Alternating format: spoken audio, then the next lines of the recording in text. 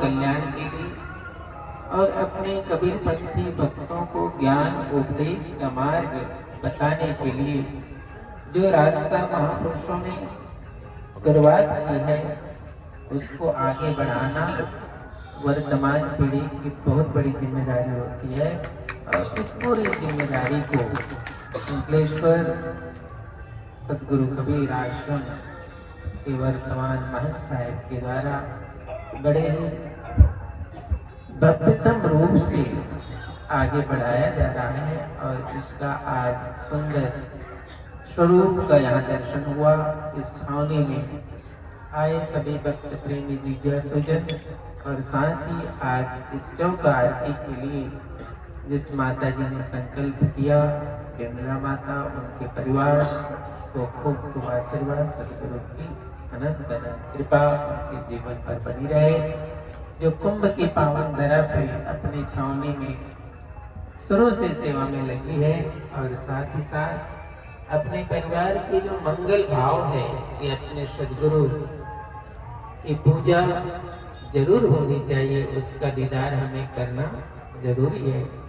क्योंकि संसार और पूरे तीर्थ यात्री तो गंगा दर्शन के लिए आते हैं, लेकिन हमारे जो सदगुरु के हंस हैं गंगा में आए हैं तो उनको दर्शन होना है, आंख बंद नहीं कर सकते। लेकिन जब तक सदगुरु की पूजा का दर्शन नहीं होता तब तक ये यात्रा अधूरी लगती है, ये यात्रा अधूरी लगती है। इसलिए उनका संकल्प रहा कि साहिब की आरती का हमें दर्शन होना चाहिए। कुंभ की यात्रा की बड़ी महिमा है, महत्व है, शास्त्रों में बताया गया है। इस त्रिवेणी तट और प्रयागराज तीर्थों का राजा कहा जाता है इसको प्रयागराज। लेकिन इसके महत्व को जब तक सदगुरु नहीं बताएंगे आप नहीं समझ सकते, आपके समझ में नहीं आता है कि ये तीर्थ क्यों तीर्थ है, क्यों महान है, क्यों ये गंगा पतित पावनी है, क्या इसका रहस्य है। इसको जब तक गुरु के द्वारा नहीं सुनोगे तुम कितना ही स्नान कर लोगे लेकिन स्नान फलीभूत नहीं होता है, उसको सुनना पड़ता है, महत्व को जानना पड़ता है। देखो इसका महत्व क्या है। करोड़ों लोग गंगा में स्नान करने आए और डुबकी लगाए गए घर के, करोड़ों लोग, एक दो लोग नहीं, करोड़ों लोग। आप गंगा में स्नान करते हो और संत भी गंगा में स्नान करते हैं, दोनों की स्नान में बहुत बड़ा भेद है। संत जो अन्य समय अपने आश्रम में एकांतवास में रह कर के त्याग तप तपस्या करते हैं, साधन भजन करते हैं, वो भी तुमसे ज्यादा श्रद्धा लेकर यहाँ आते हैं। और तुम भी अपनी जीवन यात्रा व्यवहार परिवार समाज की यात्रा में लगे रहते हो, आप भी यहाँ स्नान करते हैं। तो उसका रहस्य क्या है इसको समझो। इसके बिना गंगा का स्नान अधूरा है। आप जब स्नान करते हो तो कहते हो हे माँ मेरे से जो कोई गलती सलती हुई है, कुछ अपराध बोध होता है, मैं इसके गंगा में डुबकी लगाने से वो मेरा धुल जाए, वो पवित्र हो जाऊं, ये भाव लेकर के आप डुबकी लगा देते। तो संत कैसे डुबकी लगाता है? वो भी तो डुबकी लगा रहा है, उसका भी तो कुछ भाव होगा। तो जो संत तपस्या करता है, साधु जीवन में व्यतीत होता है, उसके जीवन में तो कोई पाप ही नहीं है, तो वो क्या धोएगा? वो क्या कह कर धोएगा? वो जब डुबकी लगाएगा तो क्या कहेगा? तो वो जब डुबकी लगाता है तो कहता है कि मैंने जो साधन भजन सुमरन किया है, अपने गुरु ने जो मुझे मार्ग बताया है, वो तपस्या तुम ले लो, ताकि इनका जो तुम पाप हुए हो उससे तुम मुक्त हो, उससे तुम मुक्त हो माँ। क्योंकि माँ की सेवा दोनों को करनी। यदि गंगा को माँ वो भी मानता है, सन गंगा को माँ आप भी मानते हो, तो उनको भी माँ की सेवा करते हैं। उसकी सेवा का ढंग अलग है और तुम्हारी सेवा का ढंग अलग है। वो सेवा कर रहा है कि माँ मैंने जो त्याग तप किया है उसको थोड़ा तप तुम ले लो, मेरा त्याग तप तो तुम ले लो, मैं इसमें समर्पित करने आया हूँ। और तुम कहते हो कि मैं अपने पाप को समर्पित करें। तुम दोनों में कितना बड़ा भेद है। जब तक ये भेद नहीं समझ में आता है तब तक गंगा के स्नान से तुम पवित्र नहीं हो सकते। चलो माँ कह देती है कि इस बार तुम गंगा में तुम अपने पाप धोने आए, जो गलती सलती को धोने आए, लेकिन अगले बार ऐसा ही धोने नहीं आना।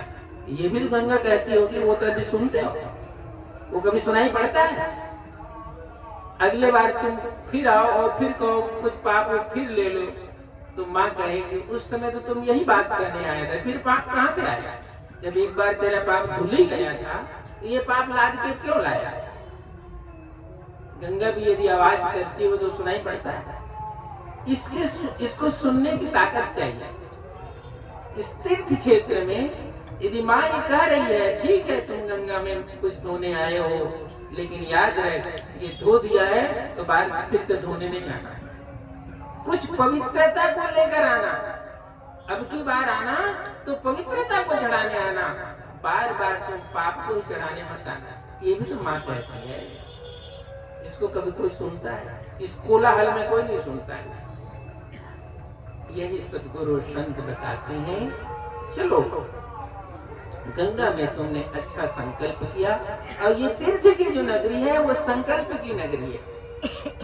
जब तुम संकल्प करने जाओगे और ये गंगा को साक्षी मान कर जाओगे, इस तट को साक्षी मान कर जाओगे, मैं आज से ये संकल्प लेता हूँ कि मेरे जीवन में इसका आगमन हो, इस चीजों का आगमन हो, ये संकल्प करके जाना, तब कोई जीवन में परिवर्तन हो। ऐसा कब आप कर सकते हो? जब सद्गुरु के ज्ञान को सुनोगे तब। सद्गुरु के ज्ञान को सुने बिना 12 साल में एक बार धोने का अवसर आता है गंदगी को, और रोज गंदगी करने का अवसर आता है, तो ये तो बात गड़बड़ हो गई। ये बात जमती नहीं है। पूरा जीवन में आप गंदगी इकट्ठा कर रहे हो और बात यहाँ आकर धो रहे हो। उस द्वारों को बंद करो जिस द्वार से जीवन में गंदगी आ रही है। माँ कहती है गंगा उन द्वारों को बंद करो। वो द्वार बंद होगा तो स्नान की महिमा है। वो द्वार भी खुला है और इधर स्नान भी खुला है, तो ये दोनों बात जमती नहीं है। तो ये गुरुदेव कहते हैं, संत महापुरुष कहते हैं, भूल यदि होती है तो एक बार होती है, बार बार होती नहीं है।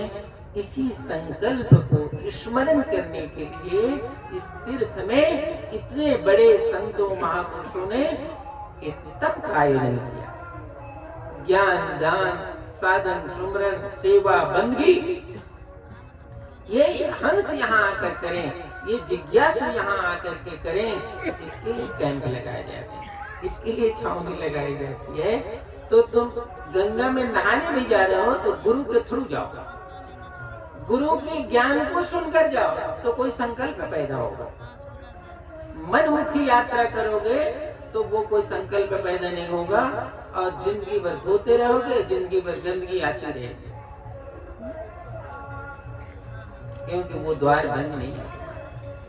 ये संकल्प करके जाओ कि जिस द्वार से गंदगी जीवन में आई है, माँ इस तट को मैं साक्षी मान कर जाता हूँ, उन द्वारों को बंद कर दूंगा जिस द्वार से गंदगी आ रही है, जिस द्वार से जीवन में अपवित्रता आ रही है, जिस द्वार से जीवन में दुर्गंध आ रही है, उन द्वारों को बंद कर। यही तो हमारे गवर्नमेंट भी कहती है, गंगा को पवित्र करना है। स्वच्छ गंगा सेवा अभियान शुरू किया गया है। वो क्या है कि भाई गंगा में जो अपवित्रता बह रही है, कई नदी नाले आ रहे हैं, उनको बंद करना है, तभी तो स्वच्छ होगा। ये तो सोच है ना गवर्नमेंट का, तो तुम नहीं सोचते, हम नहीं सोचते। मेरे जीवन में भी जो गंदगी आ रही है उसको बंद करना है। जब गंगा में गंदगी आ रही है उसको बंद करने के लिए गवर्नमेंट ने प्लान बनाया है, तो मेरे जीवन में जो गंदगी आ रही है उसको बंद करने के लिए कौन प्लान बनाएगा? गवर्नमेंट बनाएगा कि हमको बनाना है? हम प्लान बनाए। इस गंगा में स्नान करके हमें प्लान बनाना है कि यदि मेरे जीवन में भी कोई गंदगी आ रही है तो मैं उसको संकल्प करता हूँ ये गंदगी मेरे जीवन में नहीं आए। तो ये गंगा एक पवित्र धारा है, तीर्थ की धारा है, वो तुम्हारे अंदर से भी बहेगा। हमारे वो उसमें सुख दुख मेला जग का भाव त्रिवेणी के घाट नाम, ऐसा लिखा हुआ है। साहब कहते हैं सुख और दुख ये जीवन में एक मेला लगा हुआ। यहाँ भी साहब कहते हैं ये जीवन में सुख और दुख का मेला लगा है। यहाँ भी त्रिवेणी बह रही हो, उसमें स्नान कर। दुख से मुक्त होना है तो तुम उसमें स्नान करो, ये संध्या पाठ में लिखा हुआ नहीं लिखा है। दुख से मुक्त होना है तो तुम्हारे अंदर भी त्रिवेणी बह रही है। हिंगला पिंगला सुषमना की त्रिवेणी की धारा इसमें बहती है। थोड़ी चेतना को, थोड़ी सुमरन को, थोड़ा साधन को उधर को स्नान करा, उधर स्नान कराओगे दुख से मुक्त हो जाओगे। इधर स्नान करोगे तो पवित्रता से मुक्त होगे, लेकिन अपवित्रता का जो द्वार खुला है उसको बंद करना पड़ेगा। यही इस यात्रा की महिमा और महत्व है। लेकिन जब तक गुरुजनों से इसको आप नहीं सुनोगे, नहीं समझोगे, तब तक आत्मा की पवित्रता बनती नहीं होती। स्नान करने से कोई मना नहीं करता, रोज ही स्नान करो, लेकिन स्मरण और ख्याल रखना। एक त्यागी तपस्वी संत भी स्नान करते हैं तो कहते हैं कि मेरे से जो कोई भी पुण्य है माँ तुमको मैं देता हूँ। तुम आते हो तो सब पापी को देते हो, तुम कब पुण्यात्मा बनोगे? तुमको भी तो पुण्यात्मा बनना है कि नहीं बनना है? कितने जन्मों जन्मों तुम पुण्यात्मा नहीं बन पाओगे। ये तीर्थ में आकर के हजारों सदगृहस्थ लोग ये संकल्प लेकर जाते हैं कि आज से हम गंगा के तट पर आए हैं, इस कुंभ में आए हैं, मेरे जीवन में ऐसा मैं संकल्प लेता हूँ। बहुत लोग तो साधु सन्यासी हो जाते, तुम तो साधु सन्यासी नहीं हो सकते, लेकिन कुछ तो हो सकते हो। कुछ तो हो सकता है जीवन में कि जिससे अशुद्धि आई, जिससे पाप आया है जीवन में, जिसको हम यहाँ उतारने आए हैं, उसके रास्ते बंद हो जाएं, उसके रास्ते बंद करने का यत्न तो कर सकते हैं। ये महिमा है, ये महत्व है इस यात्रा, इस तीर्थ यात्रा की यही महिमा महत्व है। इस महिमा और महत्व को जब हम सदगुरु के चरणों में बैठकर जानते हैं तो एक बार स्नान अनंत जन्मों के स्नान के बराबर होता है। एक बार का स्नान जो अनंत जन्मों के स्नान के बराबर होता है। उसी को कहा जाता है सदगुरु के चरणों में बैठकर यदि मन ने स्नान कर लिया तो अनंत जन्मों की शुद्धता उनके जीवन में आ जाएगी। और तुम जब गंगा में स्नान करोगे, वो हंस जब गंगा में स्नान करेगा तो वो कभी नहीं कहेगा कि मेरा पाप धो दो, क्योंकि वो तो पहले ही धुल चुका है, उसका द्वार तो पहले ही बंद हो चुका। वो गंगा में स्नान करता है तो कहता है कि मेरा में कुछ पुण्य है वो मैं देती हूँ गंगा, और मेरे जीवन में और भी पुण्य आए, पाप नहीं पुण्य आए, ऐसे मुझे संकल्प देना, शक्ति देना। ऐसी कुछ विधि तुम्हारे जीवन में घटती है तो ये यात्रा अविस्मरणीय बनती है। और ऐसी विधि यदि जीवन में नहीं घटती है तो गंगा के किनारे तो कितने शहर बसे हुए, रोज ही लोग नहा रहे हैं, रोज ही लोग नहा रहे हैं। ये भाव होना चाहिए, ये भाव प्रवण यात्रा हो, भाव से पूर्ण यात्रा हो। तो ऐसे इसीलिए एक संतों गुरुजनों ने तीर्थ की भूमि में ये छावनी लगाया कि गंगा में स्नान करने के बाद सदगुरु के चरणों में बैठो, वहां ज्ञान सुमरन साधन को सुनो और इसकी कोई वचनामृत में लेकर जाओ।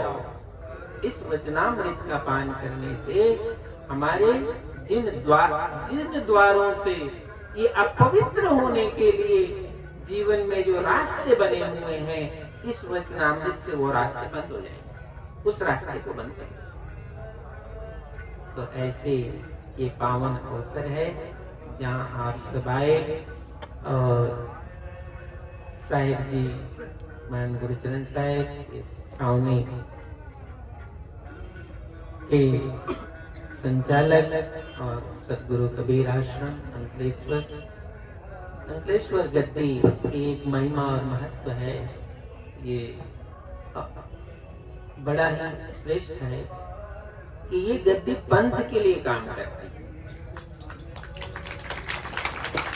बहुत आश्रम है, हजारों आश्रम है इस देश में। कबीर पंथ के अलग अलग जो क्षेत्र है, राज्य है, जिला है, सब जगह बहुत से आश्रम के महंत आश्रम के लिए काम करते हैं। उनकी भी महिमा महत्व वंदनीय है। लेकिन अंकलेश्वर गद्दी पंथ के लिए काम करती, कबीर साहिब के ऊंचाई के लिए काम करती। ये इनके गुरुजनों की यही त्याग और तपस्या बहुत वंदनीय है, क्योंकि 100 वर्ष से आपके गुरुजनों ने कबीर बट में साहिब के नाम के प्रचार के लिए, साहिब के जहाँ चरण कमल पड़े वहाँ यज्ञ भंडारा सत्संग का आयोजन करते हैं। वो किस लिए?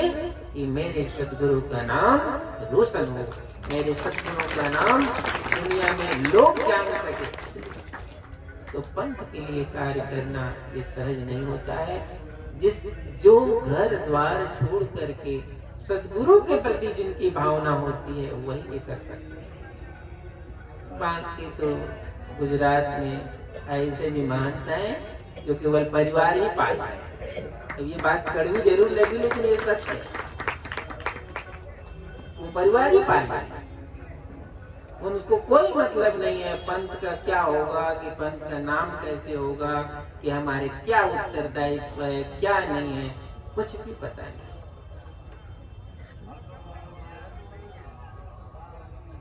तो हम यदि सदगुरु के पंथ के अनुयायी हैं, तो चाहे वो भक्त हो, संत हो, कोई भी हो, उसके अंदर एक छाप होनी चाहिए, एक संकल्प होना चाहिए कि हम सदगुरु के हंस हैं, सदगुरु के शिष्य हैं, सदगुरु के साधक हैं। हमारे कर्म की भूमिका में, हमारे जगत में विचरण करने की भूमिका में सदगुरु की अनंत अनंत छाप दिखाई पड़ना चाहिए। ये इस गद्दी के द्वारा होता है। तो धन्यवाद साहिब, आपके इस परिश्रम को, इस पुरुषार्थ को और आपके गुरुजनों के आशीर्वाद को। ऐसे ही सदगुरु के पंथ के कार्य आप महापुरुषों के द्वारा होता रहे। इन्हीं मंगल कामना के साथ अपने वाणी का विराम। बोलो सदगुरु कबीर साहिब।